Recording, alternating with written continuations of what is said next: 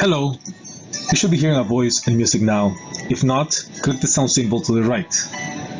Hola, usted debería escuchar una voz y música ahora. Si no, por favor, pruebe su sonido haciendo un clic en el símbolo de sonido a la derecha. Al entrar al webinar, podrá seleccionar el lenguaje en el cual quiere escuchar este webinar. Sus opciones serán inglés y español.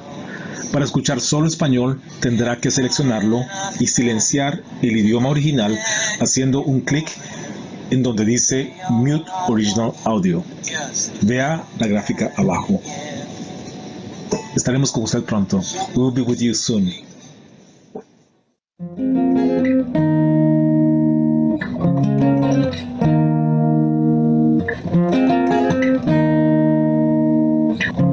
Hello, you should be hearing a voice and music now. If not, click the sound symbol to the right. Hola, usted debería escuchar una voz y música ahora. Si no, por favor, pruebe su sonido haciendo un clic en el símbolo de sonido a la derecha. Al entrar al webinar, podrá seleccionar el lenguaje en el cual quiere escuchar este webinar. Sus opciones serán inglés y español. Para escuchar solo español, tendrá que seleccionarlo y silenciar el idioma original haciendo un clic en donde dice Mute Original Audio. Vea la gráfica abajo. Estaremos con usted pronto. We will be with you soon.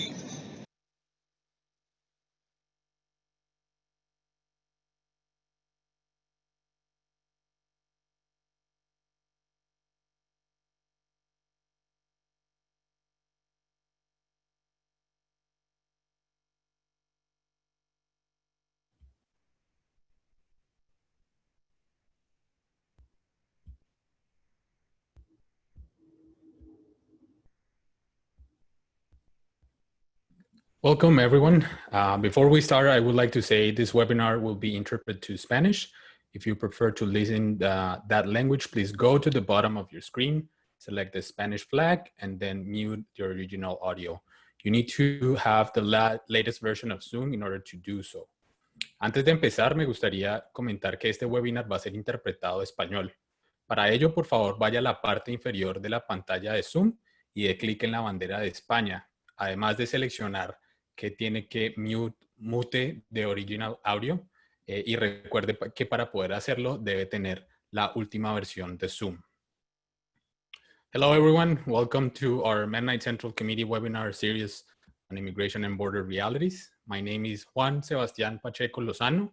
I work as Peace and Justice Coordinator for Mennonite Central Committee Great Lakes Regional Office, and today's topic is church efforts to address immigration. This is the fourth webinar of our 6-part series sponsored by the MCC US Immigration Network. The purpose of this informational webinar series is to continue to stay in touch with what is happening across the country and outside of the US related to migration and displaced people. Immigrant communities and populations which were already vulnerable before the outbreak have become exceedingly vulnerable in high danger due to COVID-19. Before and during the COVID-19 pandemic, churches across the US have been providing safe shelter and filling needs of immigrants and addressing needs of asylum seekers, while also advocating for immigration policies and protocols to change.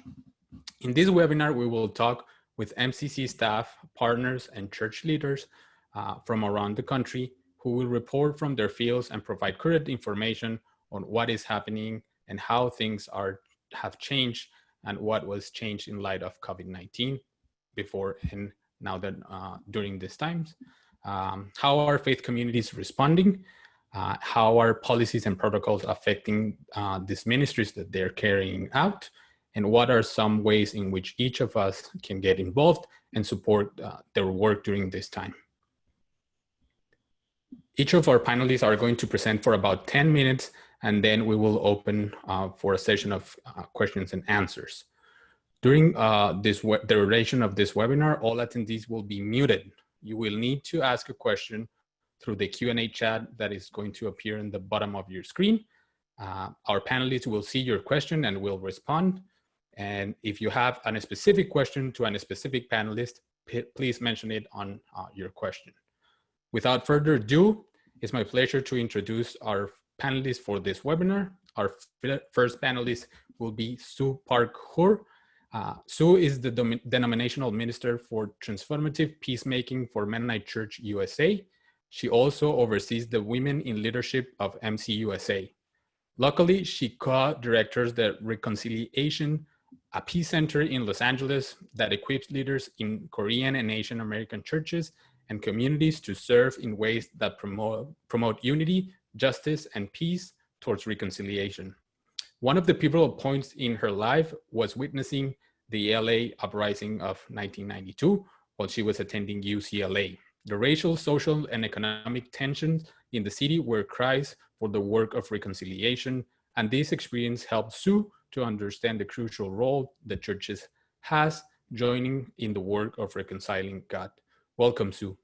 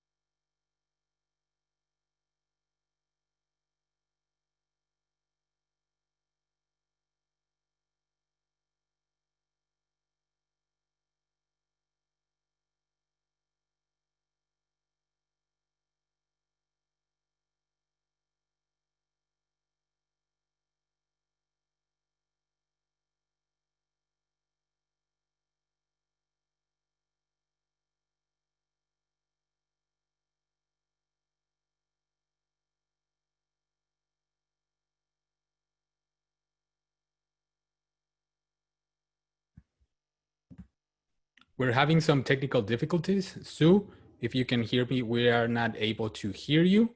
So if you please can maybe unmute yourself.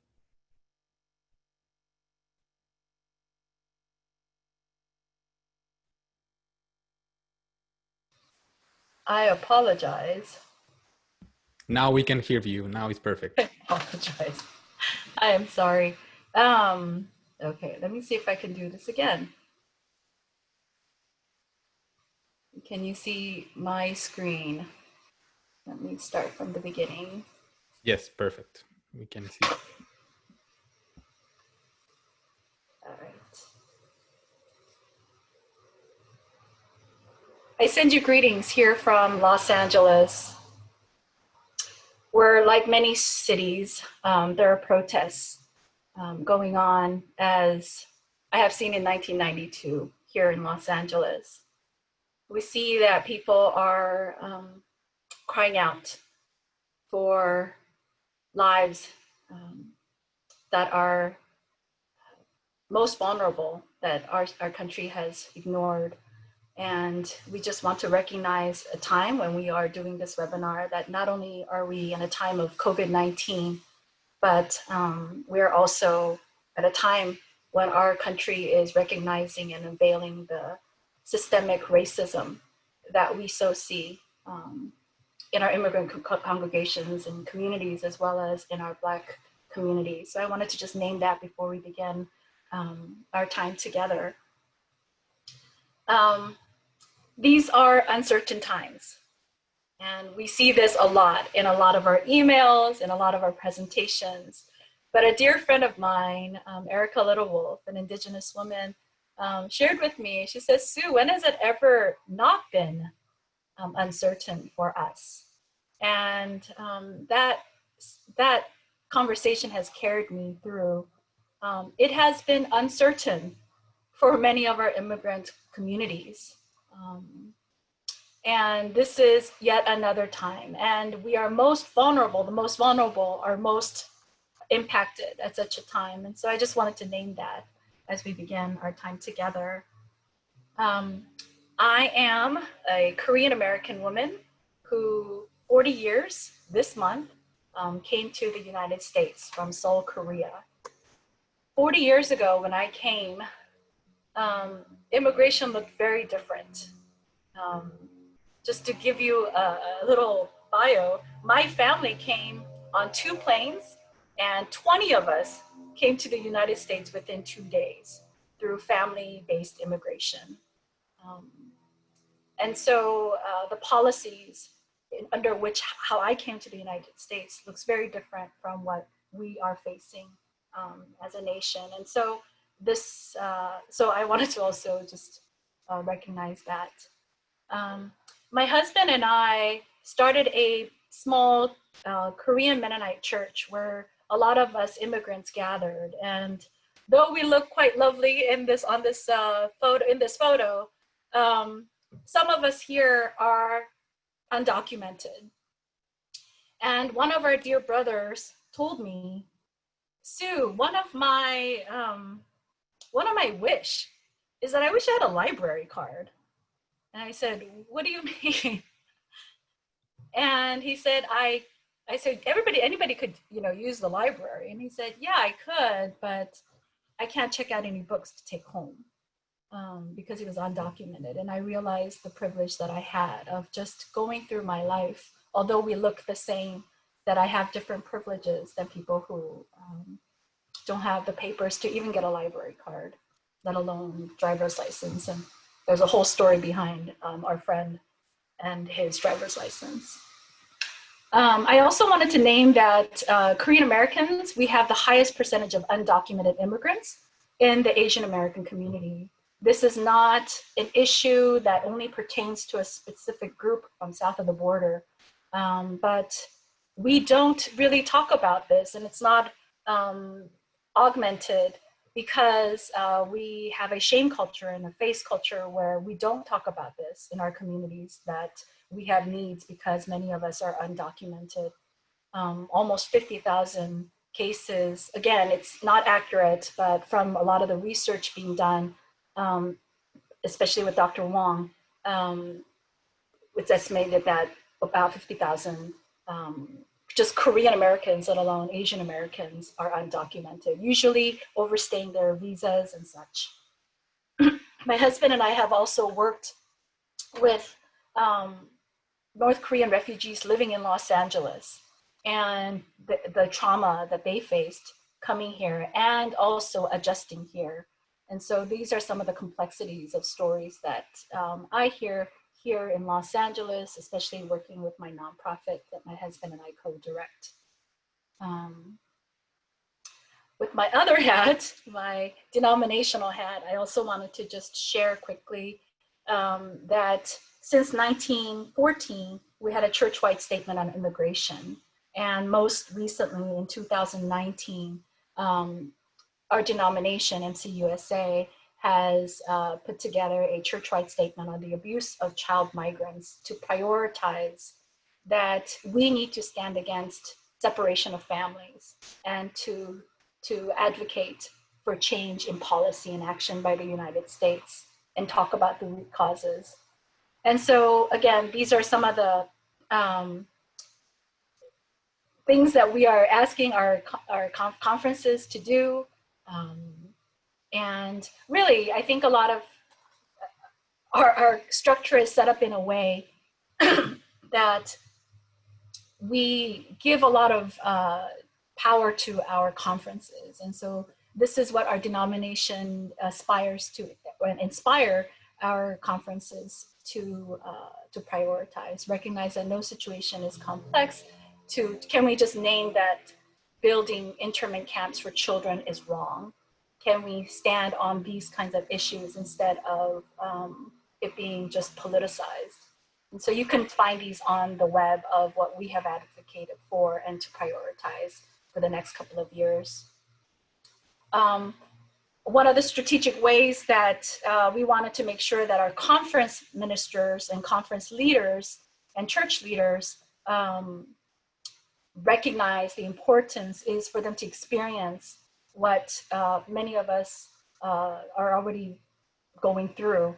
And so last time, right after our CLC meeting, our leadership meeting that we gather every 6 months, with the help of MCC, Catherine Smith, and PSMC, or Pacific Southwest, Kate Wentland, we had a learning trip. And because we were meeting in Arizona, Phoenix, Arizona, so we added 2 extra days to go to Eloy Detention Center, where we just drove by and prayed over Casa Alitas, Casa Mariposa, and other places to just also help people to see what is happening at the borders. But as we know, this is not just happening at the borders. And so we wanted to make sure that our Sephardim conferences are working with the different resources, like MCC. Again, here's an example of Mountain State putting together a roundtable on immigration, and to make sure that they have resources. A lot of our conferences have put together a task force or a resource group to make sure that they have a point person to help churches to prioritize immigration in our conferences. Another thing that we are doing as a denomination is to create curriculum or to create a Bible study guide. We had one done in 2015 called Radical Hospitality. And we are right now, and Tina and Isaac has helped to kind of inspire us to create another one. Hopefully it'll be ready by next year, but a Radical Hospitality 2, or what we said, a prequel, what we had wished we knew before we really jumped on and engaged on the problems and the complexities of immigration and hospitality. As a denomination, again, we can only, what we try to do is we give a theological framework and give resources, biblical resources that can be used in our conferences and in our churches. So again, I could say a lot more, but I wanted to make sure that you kind of know where I am coming from. Thank you.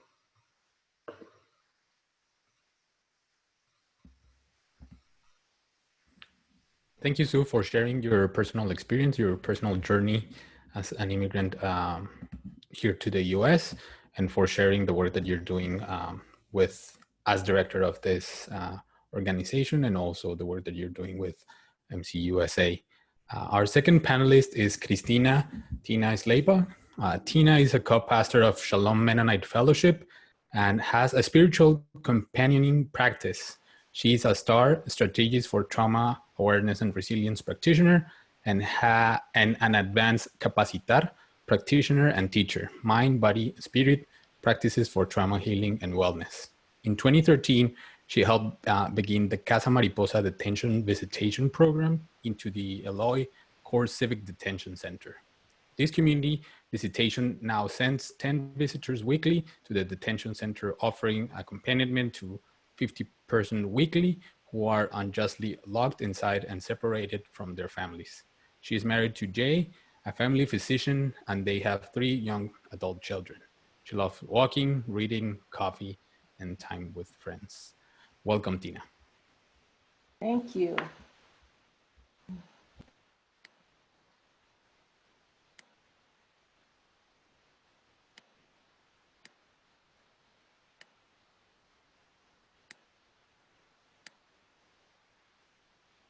Good morning here in Tucson, and good afternoon to those of you further east.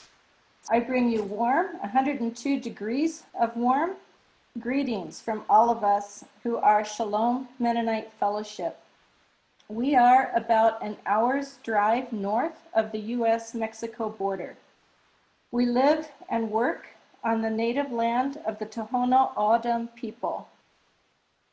The Tohono O'odham Nation's reservation includes 62 miles of international border.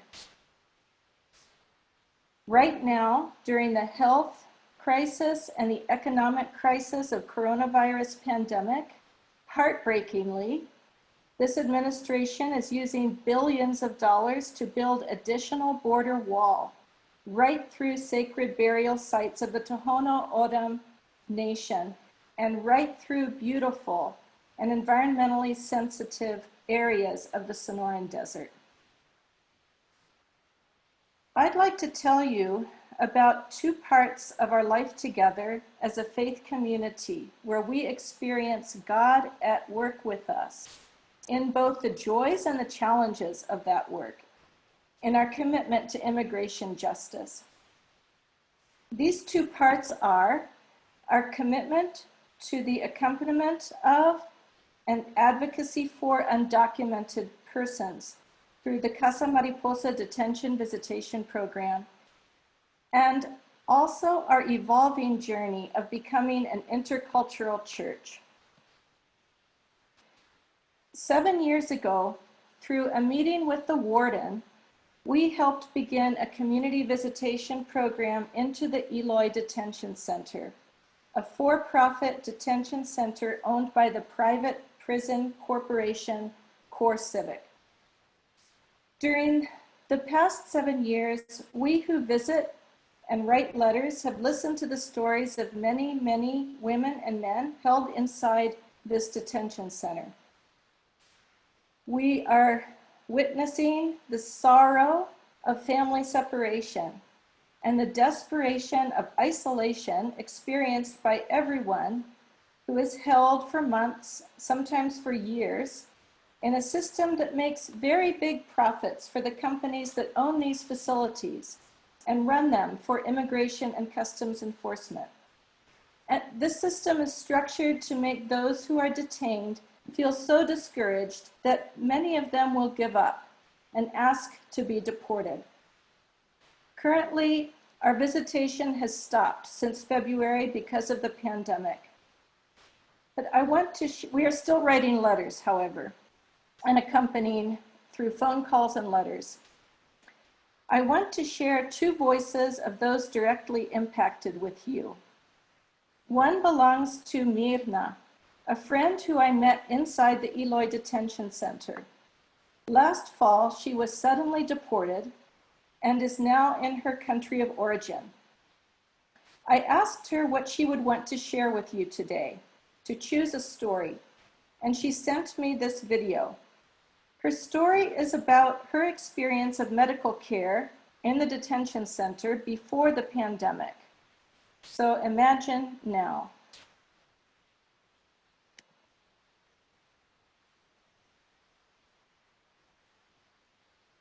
Hola, mi nombre es Mirna.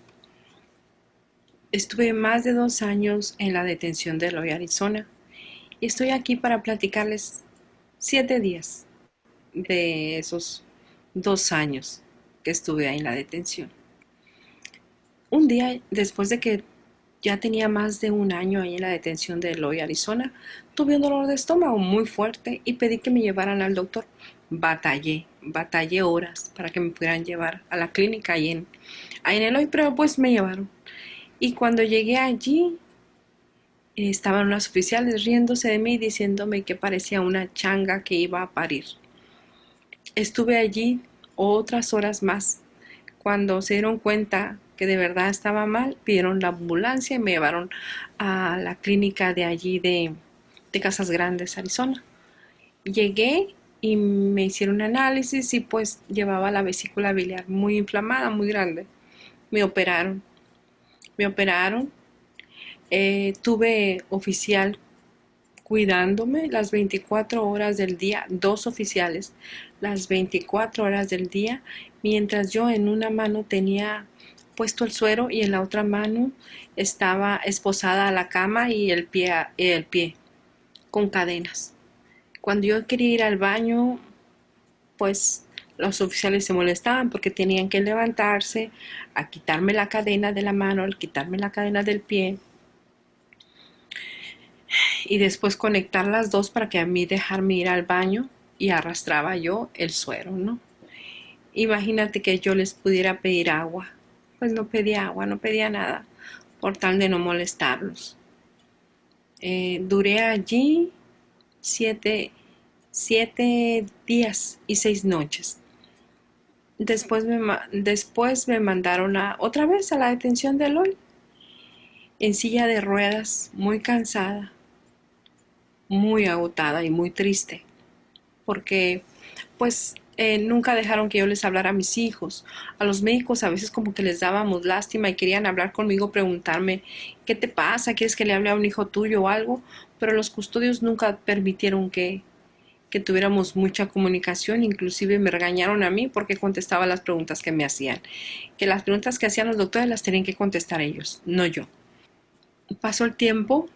Cuando llegaba una cartita del proyecto Mariposa, yo la agarraba, la abrazaba y sentía que no estaba sola. Sentía que Dios estaba conmigo. Estamos allí no porque seamos delincuentes, estamos ahí porque queremos tener una mejor vida, tener una vida de mayor calidad, tener una vida de paz. Let's take a moment and just breathe in and out and pray our gratitude to Mirna for sharing with us and our prayers for the well-being of her husband, who is still in detention, and her 3 children who are in the United States fending for themselves.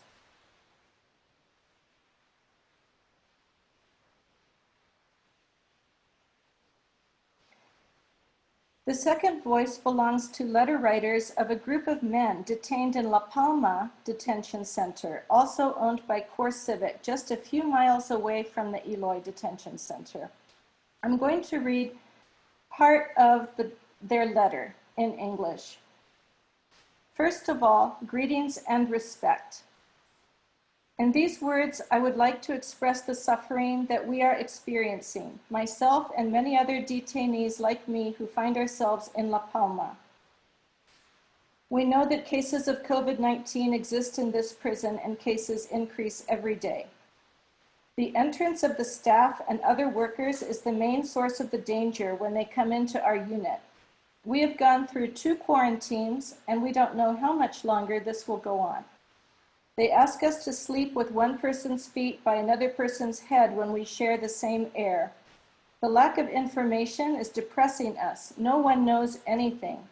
ICE does not give us answers, and our petitions for release on parole are not given responses. We ask you for help from our hearts. We are human beings. We do not want to die here inside. Please, in the name of the detainees of La Palma, help, please. As of this past Saturday, there are at least 76 people who tested positive for COVID-19 at La Palma Detention Center. Let's pause again and pray for the release of people in prisons, including detention centers, during this pandemic.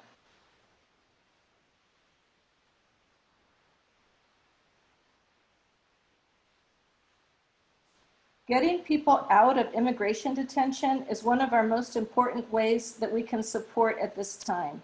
Our church has a bond fund so that we can help pay bonds when they are given.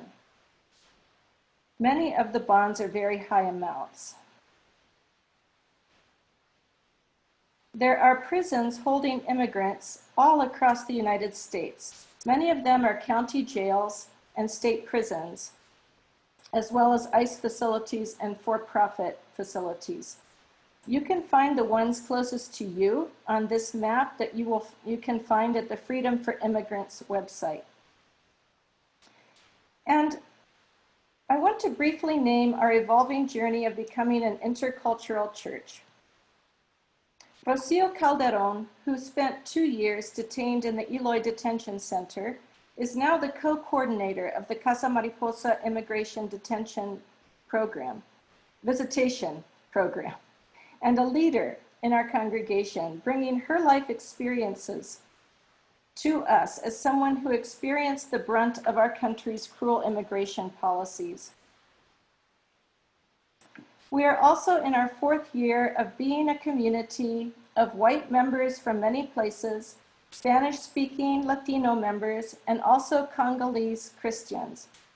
This came about when a Congolese family who became Mennonite in the Tanzanian refugee camp where they lived for many years were resettled in Tucson and were determined to find their people, the Mennonites. And they invited more refugee families. Singing is a part of worship all of us treasure, and during this time of physical distancing, it is singing together that we are missing the most. In our mostly English language worship services, we have a Swahili interpreter and a Spanish interpreter, including now on Zoom. We are learning from each other about resiliency of faith, about sharing privileges, about differences in our theologies, about so many things. We are learning in this good and challenging journey together that the church is God's project and that God is at the center of our community and not a particular culture. And we are committed in this time of pandemic to being a safety net for each other. Thank you.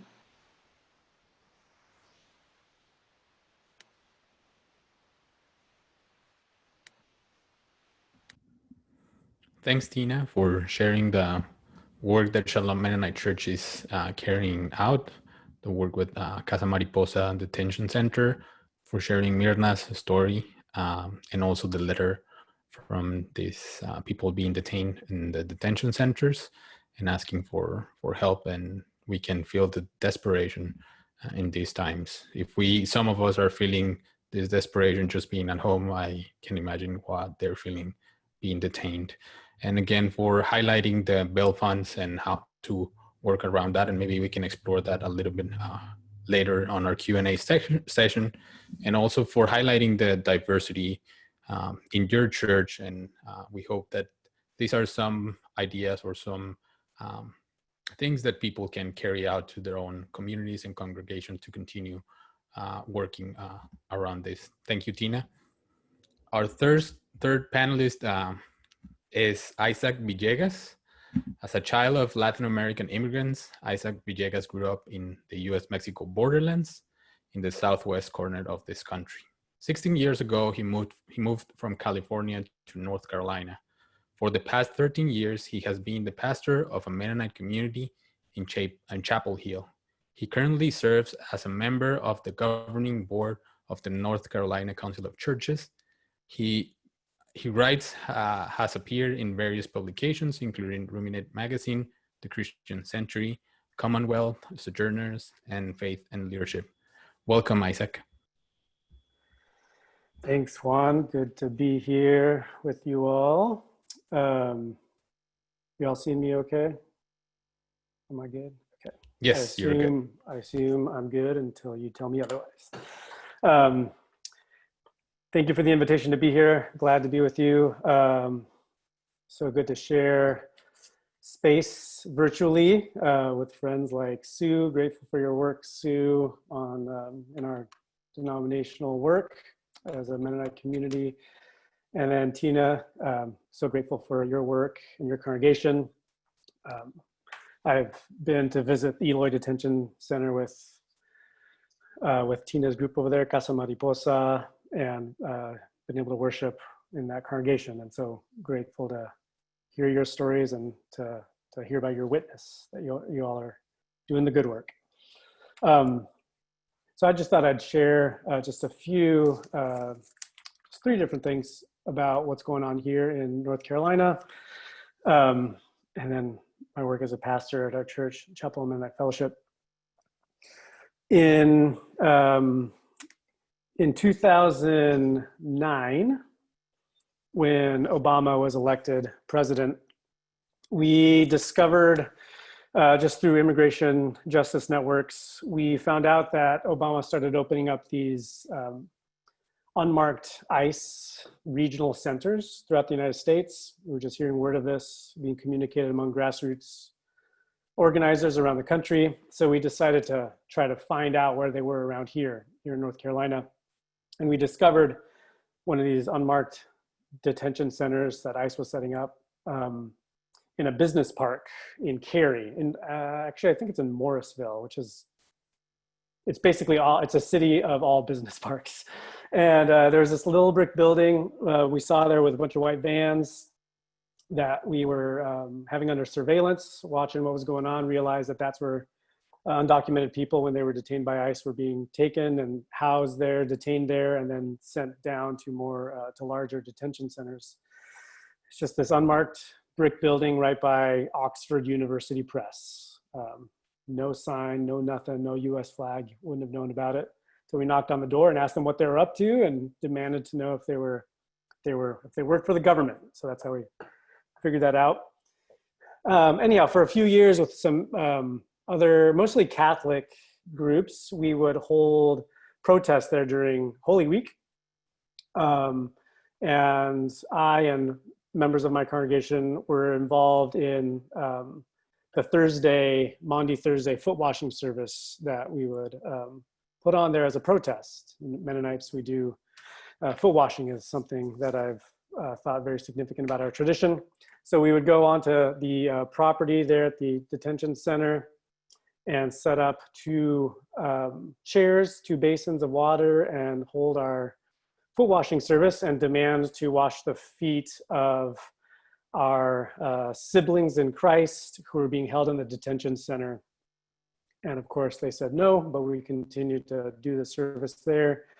Some years there were police presence trying to get us to leave.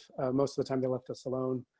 So I'd say that was, in terms of our congregational work, that's how we began to get involved in immigrant justice work here in our community. That was something that we cared about, that we wanted to organize for, so that when Trump was elected president, we wanted to figure out what we can do, how we can continue to be in solidarity with our undocumented neighbors. So our church, in partnership with the congregation that we rent space from, Church of Reconciliation, a Presbyterian church, we decided to become a sanctuary congregation, to invite someone who needed a place to stay, who ICE wanted to deport, to provide sanctuary for them. Sanctuary is, something that started, at least in the United States, in the 80s. There in Tucson was one of the hubs for sanctuary work, where people who the government wanted to deport were housed in churches, as an opportunity to say, as a Christian community, as a church, as a religious community, we're not going to let you take away our neighbors, called to love our neighbors.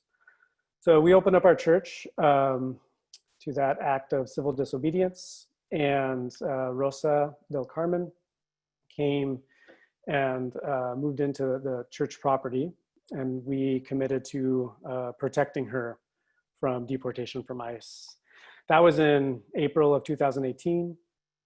During this whole time, her attorneys have been working to fight her case in the courts, so that she can be granted some form of documentation to stay here legally without ICE's threats. That's still in the process. She was recently granted a decision by the Fourth Circuit Court of Appeals that said that she can't be deported, which is amazing. Still trying to work out all the details of that in the local immigration court. So it's just been a wonderful opportunity for our congregation to be involved in this work of solidarity, to provide a place for Rosa as she fights for her freedom. An amazing person, full of endurance and faith and perseverance. I don't know how she does it, to be on church property all the time. So that she can stay in this country. It's been the work of multiple congregations. Like I said, it's our church as well as Church of Reconciliation, Presbyterian Church, been working together to do this. And then the support of other groups outside of our congregation, of volunteers. I mean, we couldn't do this without volunteers from a variety of different communities, as people like bring groceries, provide her with groceries, laundry, like whatever she needs, whatever we can provide. And then also overnight accompaniment, so that we can make sure that somebody can be there at the church to make sure that she's safe, just in case ICE shows up.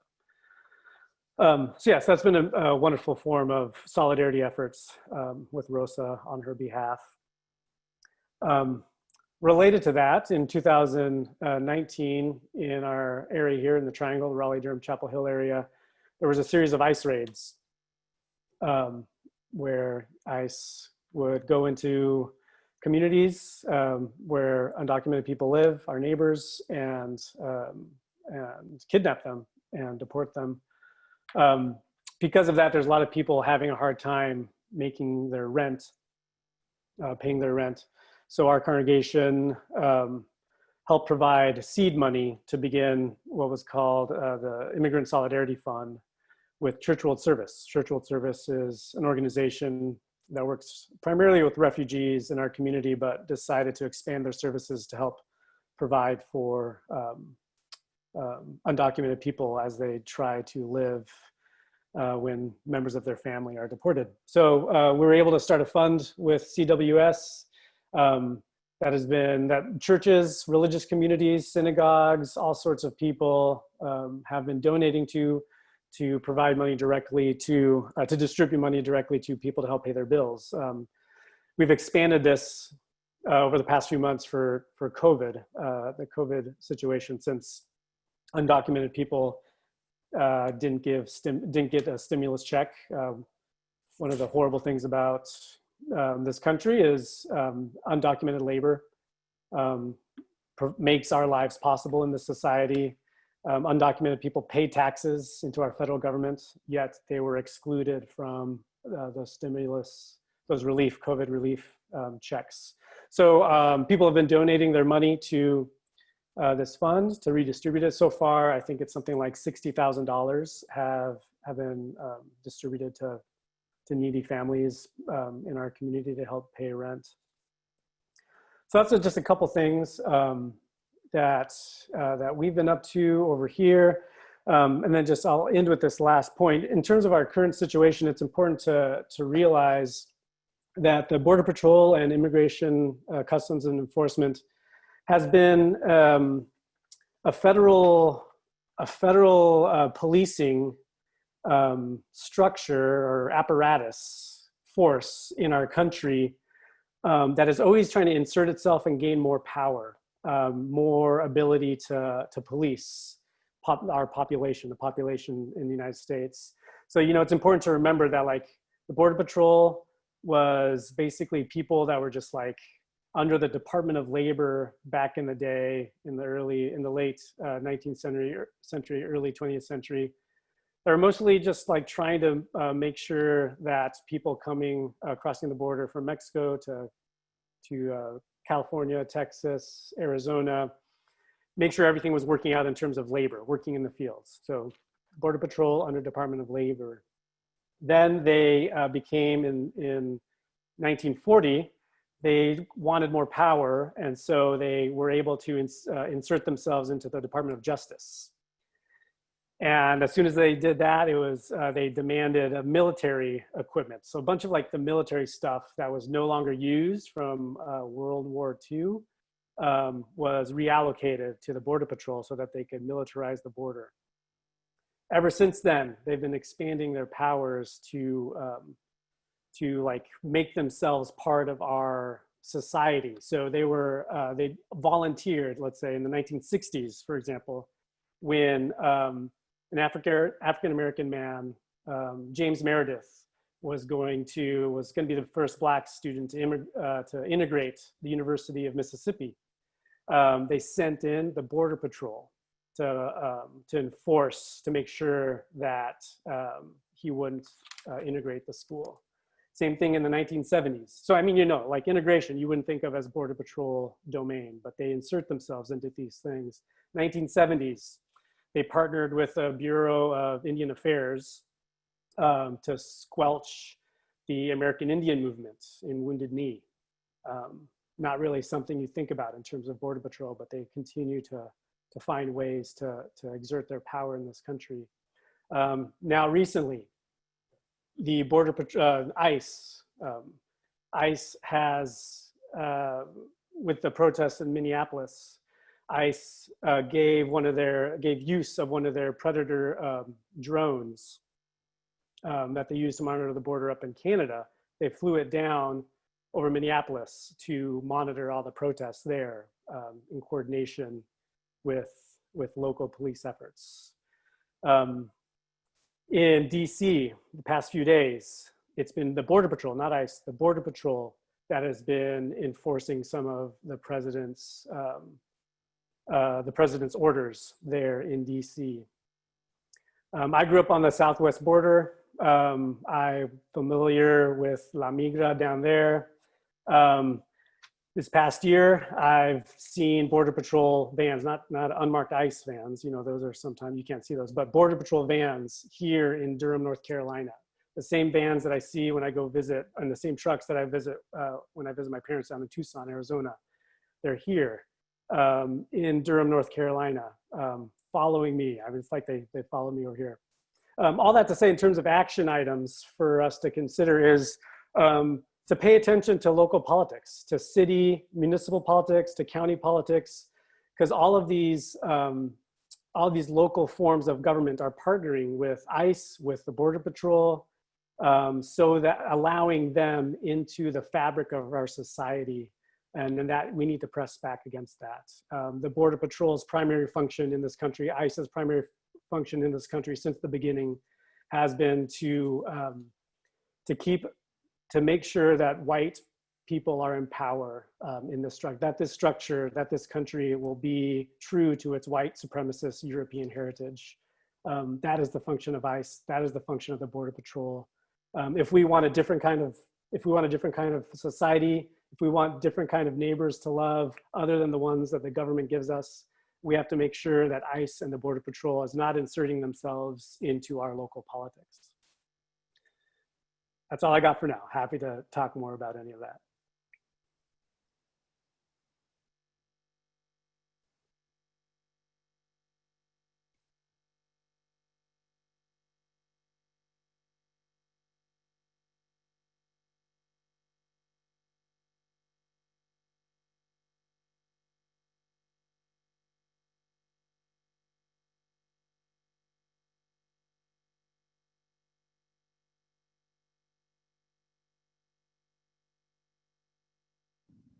Sorry, I think my mic is muted.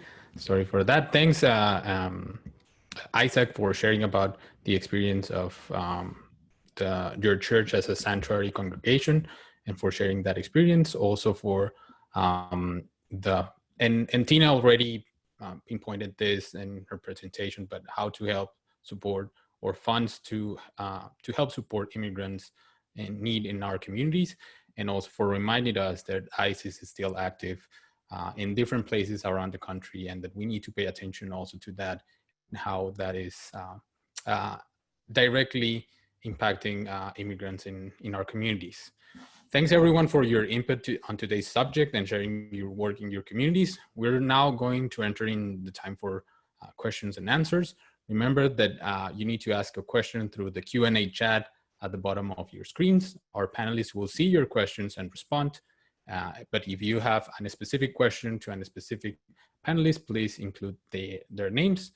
I'm going to start asking our panelists if they can elaborate a little bit more or expand how are immigrants being directly affected in your congregations and communities. We hear some examples or some stories here and there, but I would like for you to be able to share a little bit further what are ways in which immigrants right now are being impacted by changes of policy, by COVID-19, and so on. So maybe I'll go first with Sue, and then I will go in the same order that we started the presentations.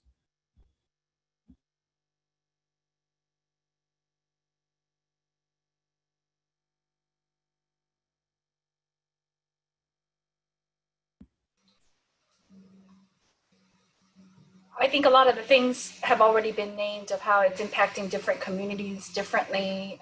From my weekly conversation with our conference ministers, we do see a big impact of how COVID-19 is just the disparity. You know, a lot of the larger predominantly white churches are surprisingly stable, they're okay, and they are looking for ways to, you know, they have these resources, they really don't know how to fund that in a way, I mean, to channel that in a way that will really go to, especially our immigrant communities that really need the funding. And so again, from I think where I am, we are trying to make sure that our different conferences are connected with the local churches, and that they have an authentic relationship with our immigrant congregations that really do have the need, so that there is a mutual exchange and transformation that happens. Tina or Isaac, do you have anything to add to that?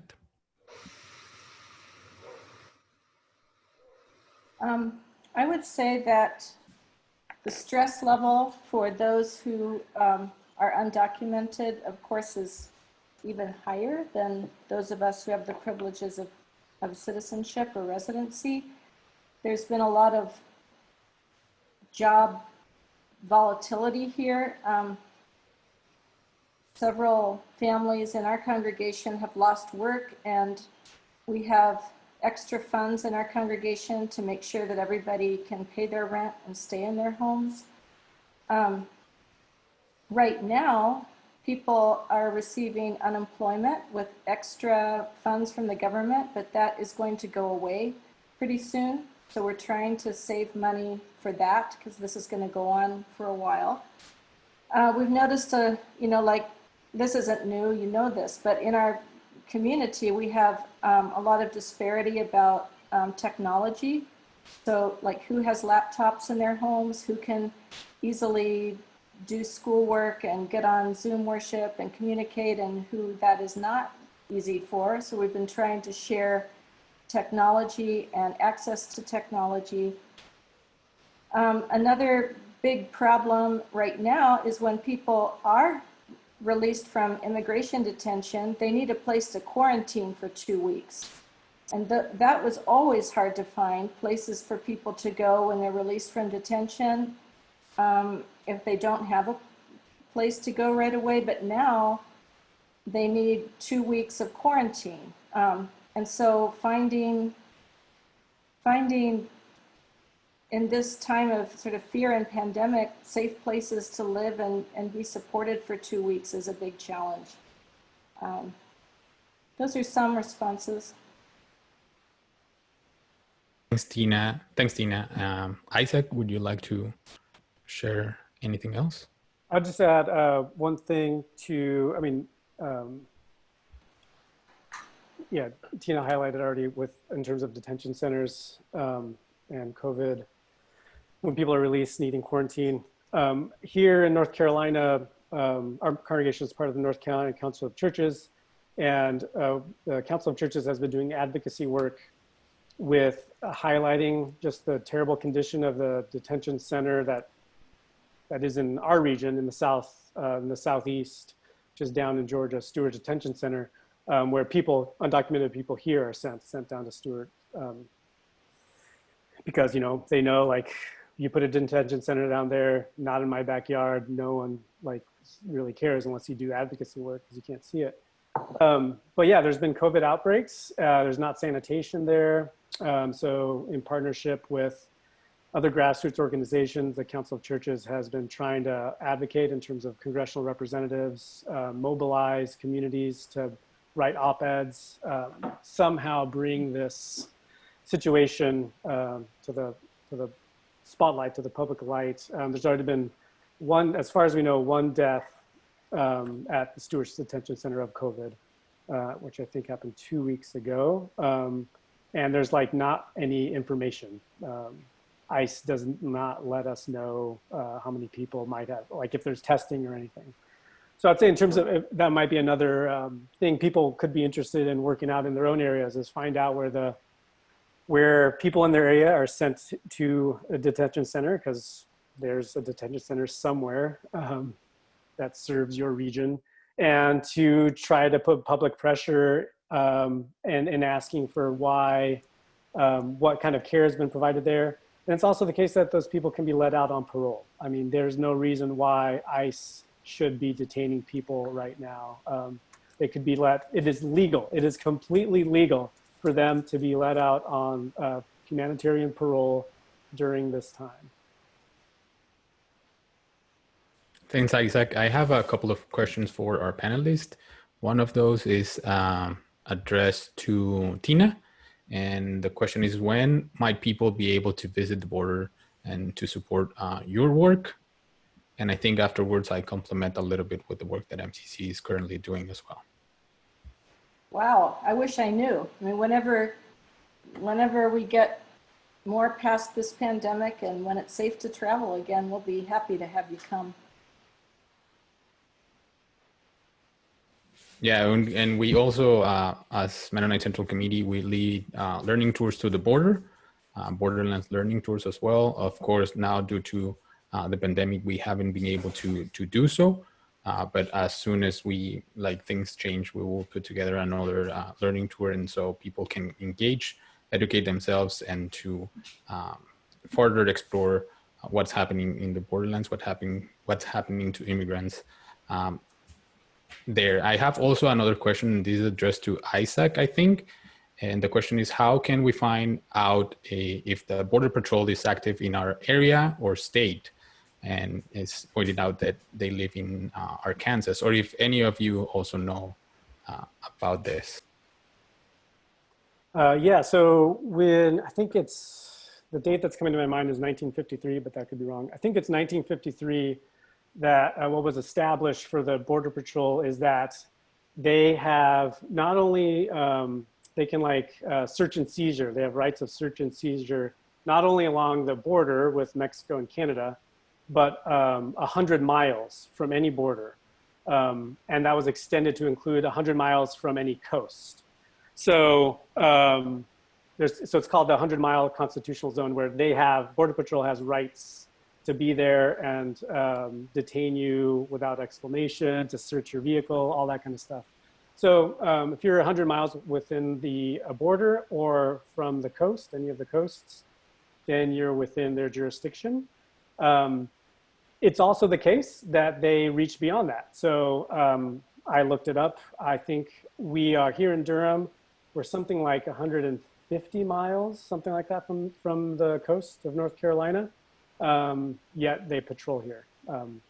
So the Border Patrol and ICE are a squirrely bunch. There isn't proper oversight. They kind of are given the ability to do whatever they want, especially under this current administration. So it just takes vigilance. The people who definitely know where the Border Patrol are active and ICE is active are basically immigrant justice grassroots organizing groups. I mean, they're monitoring wherever you are. There are undocumented people, immigrant folk, who definitely know where ICE and the Border Patrol operate. So I would say, I would encourage congregations, people on this call, to get to know local organizing groups, people who are involved in the work. They can point you to how to be involved. Thanks, Isaac. I also have another question here about what support or challenges have you encountered in doing this work from your congregations? Can you read that again, Juan? What support or challenges have you encountered in doing this work? And I'll invite anyone to jump in as you think about an answer. I think there's so many ways to answer this, but I'll just trust with what came to me first, which is that there's a lot of joy and energy in accompaniment and cross-cultural relationship building through immigration justice work. And it also is a long slog of very hard work of examining how we white people are involved in a whole system that privileges our ways of doing things, of letting people of color lead us in this work and raising their voices, of when we have disagreements between us, not turning away, but turning towards and dialoguing with respect and trying to deepen our work together so that it's not superficial work. So I can't say what's supportive and challenging. It's all mixed in together in my experience. Thanks, Tina. Sue? Yeah, I think for me, trying to work with other Asian Americans in this immigration work has been hard. because I think we're still buying into that American dream narrative that somehow we made it here, and so others should too. The comment of, you know, this is, we need to come the legal way. Like, I'm thinking, really? Like, we came here and we know that struggle, and if anything, we need to be in solidarity, not just with other Asian Americans, but even in churches, I would see that division. Like, I came here, you know, in 1960s, some people will say through a nursing, you know, degree, and why are they still here? Like those when those conversations happen within the church, we forget who we are, and again, the white supremacy narrative in a lot of immigrants of our internalized racism, I think, is another challenge that I see in the immigrant churches.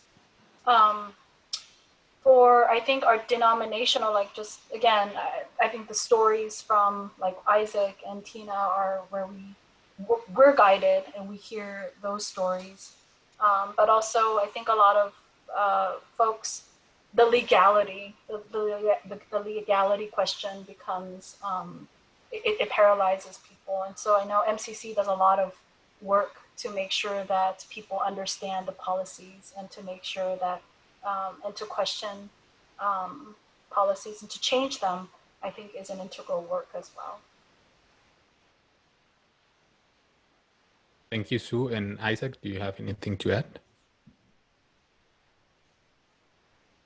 I'm good. Okay, thank you. I have a couple of other questions here. Let's see. One is addressed to Isaac and Tina, and is about, does ICE or the Border Patrol release the names of people detained in various centers, or do you have to know the specific name of anyone in the center to get information about them? ICE and BP never release information. It's very difficult. I mean, that's for confidentiality, but also to not share what's going on. So I'm not sure what else would be, I'm not sure what the person asking is hoping for. With this question, I can answer better, maybe say a little more. I could just follow up a little bit, Tina, in terms of how you get names, perhaps, is maybe what the person's interested in. Yeah. So, I mean, the way that, in terms of, I mean, Tina knows more about this than I do because of her work, intimate work at Eloy, but with connections in Stewart Detention Center, it's mostly through various attorneys and paralegal groups that are, I mean, doing tireless advocacy work, fighting the government to figure out who they're detaining in those sometimes detention centers that are operated by the government, or some that are operated by private contractors. So, so attorneys, paralegal groups, and again, grassroots organizing efforts, people involved in immigrant justice, they're the ones that I've been able to get names and some information. I don't know, Tina, if you have other folks to recommend. Well, yes to everything that you said, Isaac. And then once you start communicating with anyone inside a detention center, that will produce a snowballing of connections, because their friends and the persons in their units will also start reaching out if you share an address or a post office box. So word of mouth is probably our biggest way of finding people who want a visitor, who want someone to write to them, who want some kind of help. Just to highlight how insidious these detention centers are in terms of legal representation, I've had friends who are attorneys in national organizations who do pro bono work representing folks in detention centers, and it is not unusual for a detention center to move one of their clients to another facility and not tell the attorney that's representing them. And they're just like, well, we're sorry, we had to move them. And they have to start all over again, trying to find their client. Yeah, so that's the kind of world we're living in right now. I think I just wanted to ask a follow-up question. Both of you, Tina and Isaac, mentioned some ways to engage or to support immigrants in our communities, specifically with funds. So I just wanted to give you the opportunity to expand a little bit more on the fund initiative, or if if there's other ways that people that are listening and tuning into these webinars can support the work that you are doing, but also for them to have some ideas or some points that they can continue working with their own congregations. Well, I noticed in the chat that Richard Aguirre is raising money in the Northern Indiana community to support Dreamers if there's a negative outcome of the Supreme Court decision about DACA. So that's great. And so the first thing would be to look inside your local communities and see what's going on there, especially with immigrant-led initiatives of assistance who are looking for support, because they're going on in many, many, many neighborhoods and cities. So find out what's happening locally in your own local leadership. Here in Tucson, there's a network called ProNet that is raising bond money for the Tucson community to get people out of immigration detention during this time, and also for rent assistance for families, undocumented families. Our church also has a bond fund. We're holding funds. It's so difficult to get a bond, even now during this pandemic. We're holding money, hoping for 2 people in particular to get bonds, and so we can help pay those bonds, but they haven't been granted release or bonds yet. Anyway, we're glad to hold money for that as well. Thanks, Tina. Sue or Isaac, would you like to expand a little bit more on this? Which ways can people and congregations continue engaging in the support of immigrant communities locally? I just mentioned one. So this Immigrant Solidarity Fund that we developed with the Church World Service developed would be one way to, it emerged as a partnership with congregations, grassroots organizing, and then actually an elected official, local city council person. So so to explore what the needs are and how to set up funds for people is something that like grassroots organizing folks definitely need.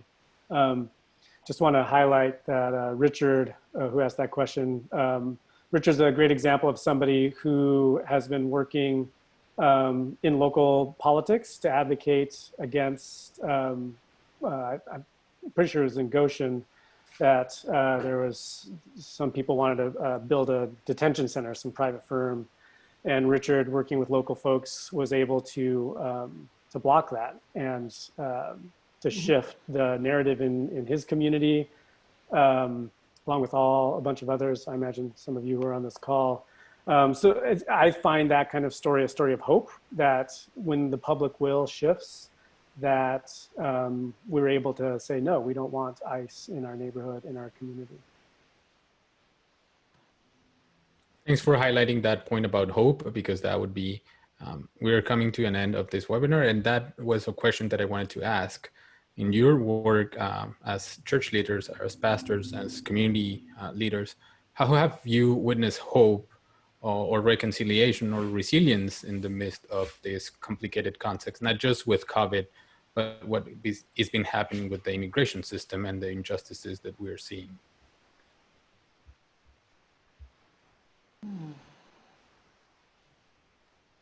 But when I see people like Tina and Isaac and others in our churches leading us, embodying what we say we believe, and them exemplifying what we can do in our social location, that has given me hope, as well as Richard and others, just collecting the stories, and how, I love, Tina, the way that you always accompany with others. You always augment voices of the people in your community. And that gives me hope, like, and it helps me to model, like, that's what I need to do. And so thank you for doing that. I find hope in MCC because the work that I do, I have to deal with so many different, topics on peace and immigration and peace and justice work. MCC has been a great resource and a reliable and trustworthy resource where we go for reliable resources. What do we, what are the, we talked about a lot of the local organizations, and I think a lot of people go, well, how do we even find that? It's just so, who do we trust to partner with? And MCC has been a real guide for that too. So I wanted to thank MCC for their work. Mm-hmm. Thanks, Sue. Tina or Isaac? Well, I'm actually struggling with the word hope right now, and it's very important to me also. I think that seeing this administration shut down so many gateways to asylum and separating families has been, and being effective at it has been very, very difficult. I still find hope in the community of faith. It's hard to do community, and it's so deeply satisfying to work in community. And individually, I cannot stay rooted in hope, but in my community of faith and holding me and working together, I can stay rooted in hope in the story of Jesus. Thanks, Tina. Isaac? Yeah, what comes to a couple things come to my mind. Yeah, like Tina, hope is hard to come by these days. And I mean, over the past 2 years with Rosa in Sanctuary, I would say, I mean, if there's an image of hope, I mean, I think turning to her, asking her what it looks like, because I mean, I just haven't seen so much perseverance. Like, it's just an impossible situation. Somebody who loves her family, her community, doing everything that she can to fight for that kind of hope of a life here, as what hope looks like on the ground. Like, hope is a struggle, is what I've learned from watching her. What comes to my mind is actually that song. It's called Ella's Song from Sweet Honey in the Rock. I don't know if y'all should Google it after this, but it's Ella's song, Sweet Honey in the Rock. Perform it. They wrote it from the lines of Ella Baker, who was an important organizer here in the South. And her line that's in the song is, "We who believe in freedom cannot rest until it comes." So this sense that what it means to hope is that we're committed to the work of freedom for the joy set before us. A friend of mine, Peter Dula, likes to riff on the line from MLK. MLK says, the arc of the moral universe bends towards justice. It's hard to see that kind of hope right now. And sometimes what it feels like, and this is what Peter Dula says, is, sometimes the arc of the moral universe, you realize, bends towards the cross. And that's what hope looks like, is giving our life to this struggle. Into that. I would like to thank our panelists for their work and for the excellent information that you have provided, and also encourage you. And I hope that we as a community, we as MCC, we as a denomination can continue to support the work that you are all doing and the others are doing that are not part of this conversation right now. But again, thanks also for your wisdom, for your words of encouragement also, but also struggling, because we're struggling trying to find hope. And I think it's important to highlight that as well. We would like also to thank all the attendees who joined this informational webinar. This webinar has been recorded and will be available in the webinar registration page tomorrow. You will receive an email with the link to the recording, additional actions and resources mentioned by our panelists, and a reminder to sign up for the upcoming webinars. Our next webinar will be on Tuesday, June 16th at the same time as today. We will talk with MCC staff, partners, and friends from across the US. We will talk to us about MCC migration work in Mexico, Honduras, and Guatemala, El Salvador. This webinar has been brought to you by the MCC US Immigration Network. Please stay well, be safe, and if you are an essential worker, we thank you for the care for the rest of us. Have a good afternoon, everyone.